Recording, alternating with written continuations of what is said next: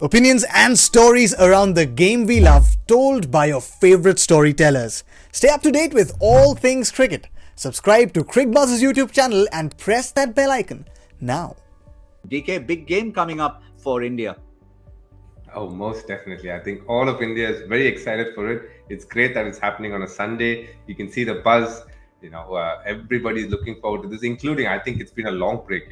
Generally, you don't get a week's break, but this time, because of scheduling, interestingly, it's happened that India's got a week's break. So everybody is excited, and I'm sure from that I've spoken to the players as well, they're really raring to go.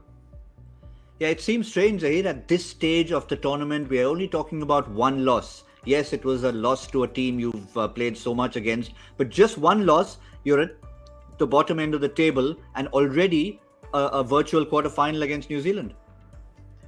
Well, when the group at the qualifying stages and this group was formed, everyone was saying, "Oh, India have a very easy group. It's going to be a very easy run for them. How has this happened?" And all those kind of things. But it was always going to be a tricky group. When you have two associate nations in one group and then just say few strong teams, those games become very important, and that's the effect of that first game which India lost. And having about a 6-7 day break is certainly going to be helpful for the team in Team India, but the other teams actually it worked out well for team like Pakistan. When you are on song, when you have the momentum with you, that's the time you play maximum games. You wouldn't have liked the break, but the scheduling actually worked in Pakistan's favor that way.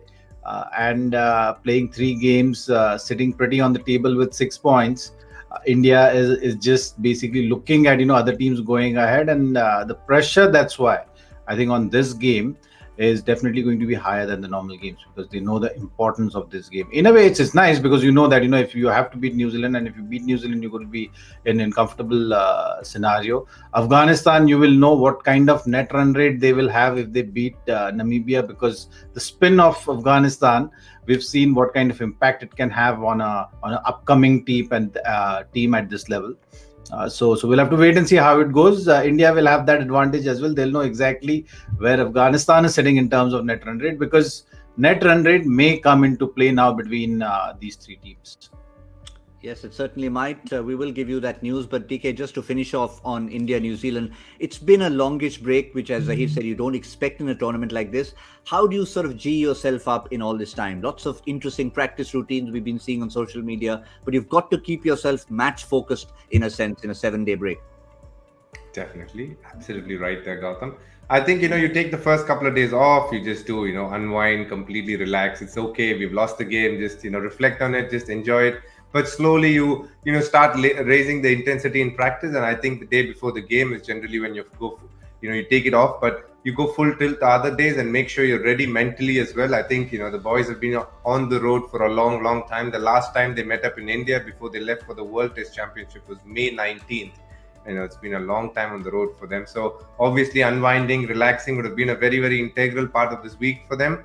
But through that, I'm sure, through social media, the videos that they've put up, they've been playing beach volleyball, doing all the things possible that you could do in a desert. But, UAE is a beautiful place to be. So I'm pretty sure they're enjoying it there, but they're all ready and they're raring to go against New Zealand tonight.